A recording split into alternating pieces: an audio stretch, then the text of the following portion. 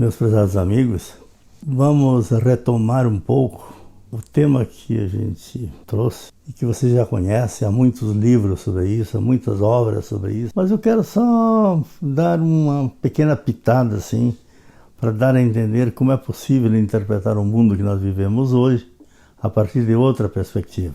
Nós vivemos num sistema capitalista hoje, obviamente. É um sistema que abrange o mundo inteiro. O sistema da propriedade propriamente dito. Propriedade que é cumulativa desde quando nasceu. Ela nunca reparte as coisas, nunca é comunitária, nunca cuida para que os pobres sejam cuidados.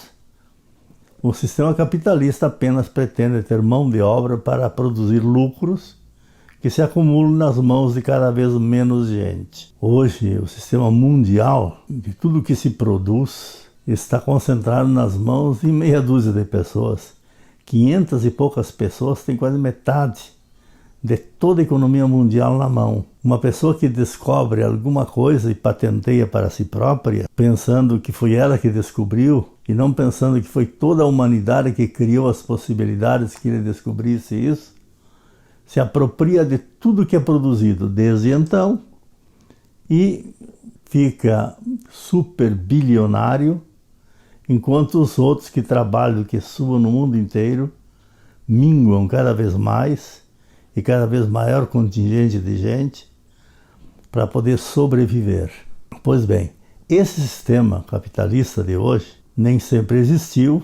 Ele é constitutivamente montado em cima da propriedade que eu não vou descaracterizar se é privada ou se é estatal, porque as comunidades não tinham propriedade, nem comunitária, nem privada, nem do Estado.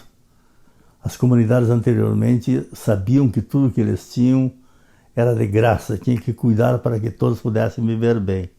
É o contrário da propriedade. Pois bem, eu digo sempre para meus filhos, para meus alunos, as pessoas de quem eu tenho prazer em conviver e gosto deles, eu sempre digo que é bom distinguir as etapas de constituição desse modelo que nós vivemos hoje.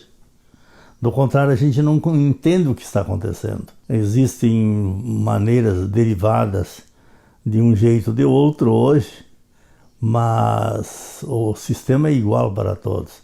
O sistema capitalista começou a se concentrar desde Grécia e Roma, mas começou a se concentrar profundamente no indivíduo que lucra. E o lucro primeiro, desde o Império Romano e depois do Império Romano, consistiu profundamente no comércio, no mercantilismo. Buscar produtos que a China e a Índia produziam, trazê-los para dentro da Europa, pela encruzilhada de Bagdá, e assim obter um lucro enorme desses produtos trazidos, lucro esse que ficava com quem? Com aquele que ia buscar e trazer, sem muita dificuldade de entender isso. Se nós não entendermos a estrutura, o interno, a constituição do sistema capitalista inicial mercantilista, nós não entenderemos o resto da Europa e de nós mesmos. Porque a estrutura do nosso capitalismo é profundamente mercantilista. Depois, para fugir ao mercantilismo que os árabes mantinham profundamente amarrado em suas mãos, os judeus e os cristãos na Europa se organizam para abrir novos caminhos para a Índia. Esse mercantilismo que a Europa vai fazer vai se esgotando aos poucos. Criam-se na Europa ocidental, especialmente nas encruzilhadas do sistema feudal, aquelas encruzilhadas da liberdade de trabalho, encruzilhadas da liberdade de pensamento, as universidades, encruzilhada na qual a administração, a liberdade pudesse minimamente vingar. Dessa burguesia, porque Burgo é essa cidade assim constituída, desta burguesia que aos poucos vai ser apropriada pelos grandes mercadores, vai nascer na Europa um outro sistema. Ao invés de buscar aquilo que já é produzido louça, noz moscada, sedas, tapetes, etc., na Índia e na China, por que não fabricá-los aqui? Por que não fazê-los aqui? Então entra, a partir de 1648, um sistema novo na Europa, que é o sistema das manufaturas. Mas a manufatura tem a mesmíssima estrutura proprietária de antes. Os grandes manufatureiros que começam como uma espécie de tentativa de cooperativas, mas que vai se concentrando nas mãos cada vez mais de um pequeno grupo, vem depois o sistema industrial, que acelera a manufatura, que deixa os produtos todos iguais, numa produção enorme, e nós deslocamos os trabalhadores do campo para a cidade para trabalhar na indústria, os industriários, os donos da indústria das máquinas, concentrando os lucros cada vez mais, e as cidades concentrando ao seu redor miseráveis cada vez mais. O sistema industrial, aos poucos, vai buscar mercado no mundo todo. E a divisão do mundo como mercado para si próprio, que se poderia chamar em um outro tipo de divisão, a partir de 1883, chamado de imperialismo, porque a Alemanha, a França, a Inglaterra, começam a dividir o mundo como comércio para si. Nós ficamos, a partir dessa divisão, como mercado para os norte-americanos, primeiro da Inglaterra e depois dos norte-americanos a partir do fim da Primeira Guerra Mundial. Hoje, quem manda no mundo, os donos do mundo, são quem? Aqueles que se apropriaram das matérias-primas, que elaboram a matéria-prima com o trabalho subpago da periferia do mundo e concentram os lucros para si próprios.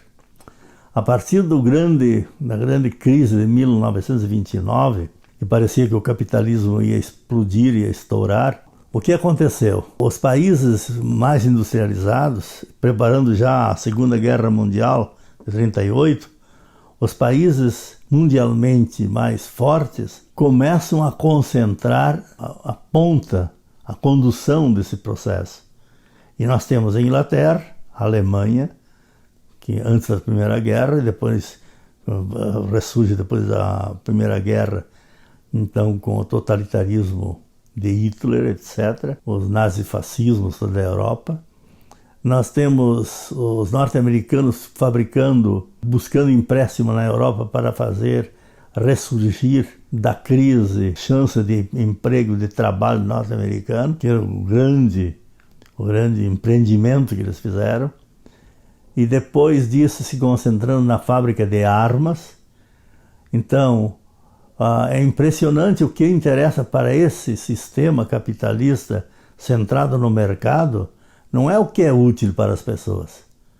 Se não for útil, a gente faz de conta que seja útil, cria um desejo como se fosse necessidade.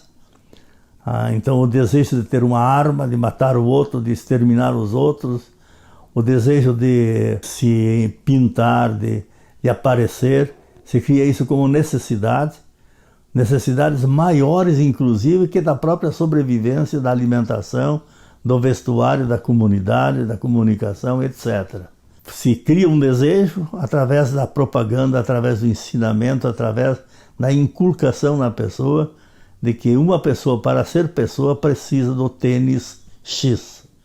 Você, para ser família, precisa de um televisor do tamanho Y.